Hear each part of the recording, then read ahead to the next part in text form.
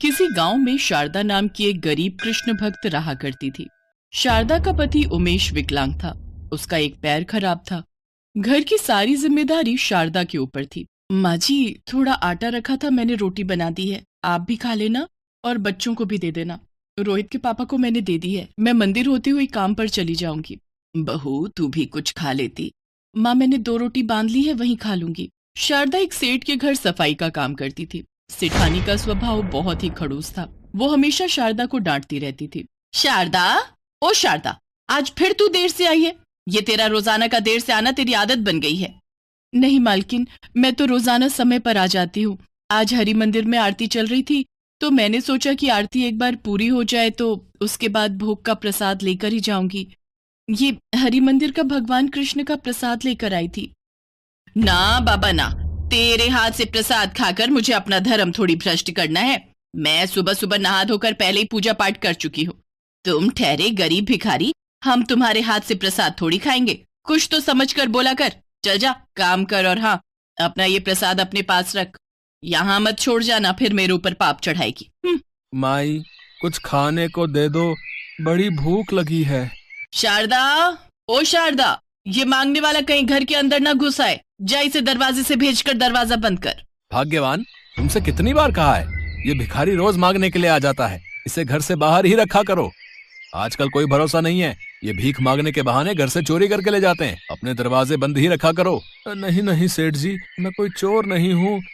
मैं तो एक गरीब मजबूर इंसान हूँ, सिर्फ खाने का ही मांग रहा हूँ। ईश्वर ने तो आपको इतना दिया है, अगर उसमें से एक रोटी मुझे दे दोगे तो बदले में तुम्हें ढेरों दुआएं मिलेंगी। सेठ सेठानी ने उस गरीब की बात पर कोई ध्यान नहीं दिया और अंदर चले गए। शारदा उस गरीब भिखारी के पास गई और बोली, बाबा, ये लो, मेरे पास ये 2 रोटी और भगवान कृष्ण के मंदिर का थोड़ा प्रसाद है, ये आप ले जाओ, आप खा लेना। पर बेटी, तुम मुझे अपनी रोटी और खाने का प्रसाद दे दोगी तो तुम क्या खाओगी? बाबा, मेरा घर पास में ही है, मैं यहाँ काम करके घर चली जाऊंगी तो थोड़ा बहुत घर जाकर खा लूंगी। जीती रहो बेटी, तुम बहुत दयालु हो। मेरे पास तुम्हें देने के लिए पोटली में ये थोड़े से चावल के दाने हैं। इन चावल के दानों को श्री कृष्ण का आशीर्वाद समझकर अपने पास रखना और आने वाली जन्माष्टमी के दिन इस पोटली को खोलना। तुम्हारे जीवन के सारे दुख दूर हो जाएंगे। ठीक है बाबा, मैं इस पोटली को संभाल कर मंदिर में रख दूंगी। जय श्री कृष्णा। शारदा उस बूढ़े भिखारी के द्वारा दी गई चावल की पोटली को अपने माथे से लगाती है और घर ले जाकर उस पोटली को भगवान श्री कृष्ण के बराबर में मंदिर में रख देती है और रोजाना की तरह अपने काम पर लग जाती है। एक दिन बाद जन्माष्टमी का त्योहार था। शारदा सेठानी के घर पर सफाई कर रही थी। सेठानी ने भगवान कृष्ण को सजाने के लिए उनके कपड़े और सोने के जेवर मंदिर में निकाल कर रखे थे और कमरे में चली गई। वहीं शारदा सफाई कर रही थी। सेठानी कमरे से बाहर आई तो उसने देखा मंदिर में कृष्ण जी का सोने का मुकुट और हार गायब है।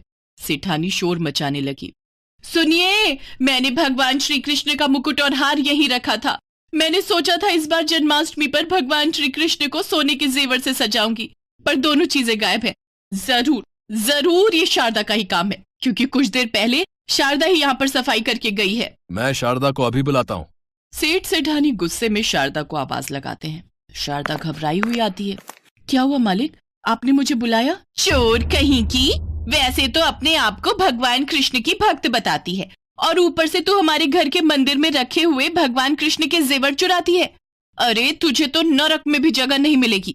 सुनो जी, अभी के अभी पुलिस को बुलाओ और इसे बंद करवा दो। हाँ, यही ठीक रहेगा, ऐसे तो ये सीधी तरह नहीं बोलेगी। नहीं नहीं मालिक, मालकिन मैंने कोई चोरी नहीं की, मेरे ऊपर विश्वास कीजिए।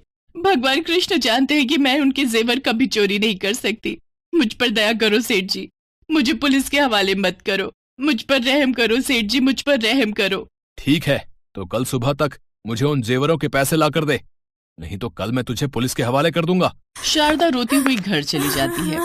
अगले दिन जन्माष्टमी का त्योहार था। शारदा बहुत रो रही थी। शारदा रोती रोती भगवान कृष्ण के मंदिर में बैठ जाती है।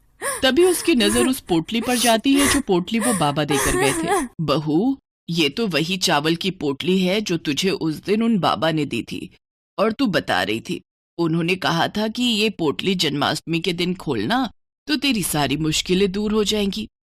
हाँ माँ जी, कहा तो था। मैं एक बार भगवान कृष्ण का नाम लेकर ये पोटली खोलकर देखती हूँ, शायद मेरी इससे परेशानी दूर हो जाए। हे कृष्णा, मेरी मदद करो। शारदा जैसे ही पोटली खोलकर देखती है वो हैरान रह जाती है। पोटली में सोने के चावल थे। शारदा चौंक जाती है। माँ जी, इसमें तो सोने के चावल हैं। हे श्री कृष्ण, ये आपका कैसा चमत्कार है? बहू, ये तेरी पूजा और भक्ति का फल है जो भगवान कृष्ण ने तुझे दिया है। अब इन चावल के दानों को बेचकर सेठ को पैसे दिया। इन घमंडी पैसे वालों का कोई भरोसा नहीं। कभी पुलिस लेकर घर आ गए तो त्योहार के दिन तुझे झूठे इल्जाम में पुलिस पकड़ कर ले जाएगी। ये घर बिखर जाएगा बहू। शारदा जैसे ही वो सोने के चावल बेचने के लिए जाने लगती है, तभी सेठ सेठानी वहां आ जाते हैं और सेठानी शारदा के पैरों में गिर जाती है। शारदा, मुझे माफ कर दो, मैंने तुम्हें नहीं पहचाना। तुम तो भगवान कृष्ण की सच्ची भक्त हो। कल रात मेरे सपने में भगवान कृष्ण आए और उन्होंने मुझे कहा कि मैंने तुम पर झूठा इल्जाम लगाकर उन्हें नाराज किया है। और आज सुबह जब मेरी आंखें खुली तो मैंने ये जेवर देखे। ये मैं अलमारी में रखकर भूल गई थी। अलमारी खोलते समय मुझे दिखाई पड़े। मैं समझ गई कि भगवान कृष्ण मुझे सपने में क्या इशारा देना चाहते थे। मुझे माफ कर दो शारदा, मुझसे बहुत बड़ी भूल हो गई। सेठानी जी, सेठ जी, आपने अपनी गलती मान ली, ये काफी है। और भगवान कृष्ण तो अपने भक्तों से कभी नाराज नहीं होते, वो आपको माफ कर देंगे। पर अब मुझे आपके यहाँ नौकरी करने की कोई जरूरत नहीं है, क्योंकि मेरे घर के भंडार तो मेरे कृष्णा ने पहले ही भर दिए हैं। ये देखिए, उस दिन जब मैं आपके घर पर काम कर रही थी तो वो जो बाबा आए थे, उन्होंने मुझे प्रसाद के रूप में ये चावल दिए थे। कृष्ण जी के आशीर्वाद से ये चावल सोने के चावल बन गए। भगवान कृष्ण ने मेरे घर के भंडार भर दिए। मुझे और क्या ही चाहिए। मेरे ऊपर लगे झूठे इल्जाम को भगवान कृष्ण ने हटा दिया। बस उनकी कृपा मुझ पर हो गई। जय श्री राधे कृष्णा, आपकी सदा। सेठ सेठानी माफी मांगकर वहां से चले जाते हैं। उस दिन के बाद शारदा को कभी भी गरीबी में नहीं जीना पड़ा। शारदा के जीवन में उन सोने के चावल से वैसी ही खुशियां आ गई जैसे भगवान कृष्ण ने अपने प्रिय मित्र सुदामा के जीवन से गरीबी को दूर करके सुदामा का जीवन सुखमय किया था।